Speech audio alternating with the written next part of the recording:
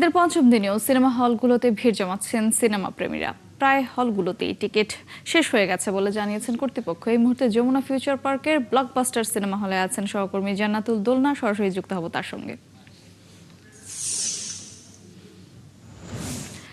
দোলনা, যেমনটি বলছিলাম যে ঈদের পঞ্চম দিনে এসেও আপনি জানাচ্ছিলেন এর আগে আমাদের যে টিকিট নাকি পাওয়া যাচ্ছে না। আপনি কি কোনো সিনেমা দেখতে পেরেছেন কিনা জানাবেন। এছাড়া হলগুলোতে কেমন ভিড় দেখছেন, সিনেমা কি সিনেমা চলছে তাও জানতে চাই, আর যারা সিনেমা দেখতে এসেছেন তাদের মতামত জানতে চাই।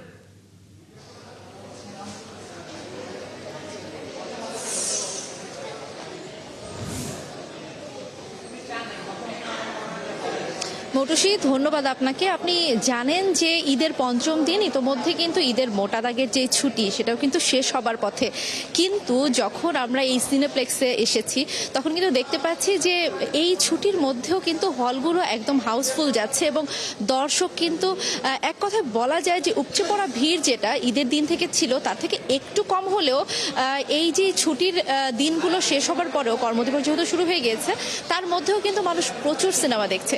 এই সিনেমা দেখাকে কিন্তু আমরা বলতে পারি যে এই যে ঢালিউড ইন্ডাস্ট্রি যেই তারা শুধু সিনেমা দেখছে না, তারা কিন্তু সিনেমা হল এবং কলাকুশলী নায়ক অভিনেতা অভিনেত্রী সবার কিন্তু ভীষণ প্রশংসাও করছে।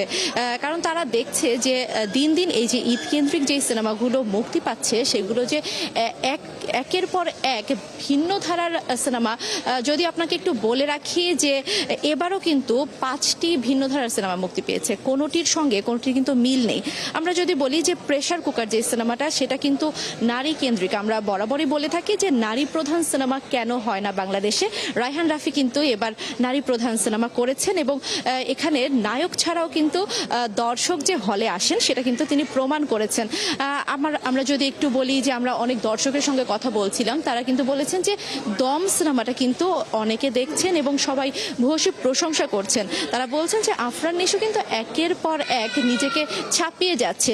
সুরঙ্গতে একরকম দেখিয়েছে, দাগিতে সে নিজেকে আরো ভেঙেছে এবং এই যে দমে কিন্তু সে নিজের যে স্ট্যান্ডার্ড মার্ক তাকেও কিন্তু সে ছাপিয়ে গেছে। দর্শকের মতামত ছিল এরকমই। এবং প্রিন্স, আমরা শাকিব খানের সিনেমা বরাবরই কিন্তু হলগুলোতে ব্যাপক ব্যবসা সফল হয় এবং শাকিব খানের ভক্তরাও কিন্তু বেশ উচ্ছ্বসিত থাকে। কিন্তু এবারের সিনটা যদি আপনাদের বলি, সিনেপ্লেক্সে কিন্তু শাকিব খানের সিনেমা এসেছে 3 দিন পরে। আজ থেকে কিন্তু শাকিব খানের সিনেমা হলে দেখা যাচ্ছে।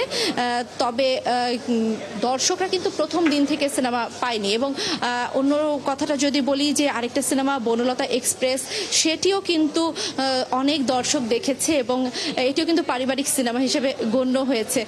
মৌটুসী, সিনেমাগুলো কিন্তু মানুষ বেশ প্রশংসা করছে এবং তারা কিন্তু এই ধরনের পরিবেশে সিনেমা দেখতে চায়। আর আপনি ধন্যবাদ দোলনা, আপনাকে। দর্শক ঈদের সিনেমা নিয়ে জানাচ্ছিলেন সহকর্মী জান্নাতুল দোলনা।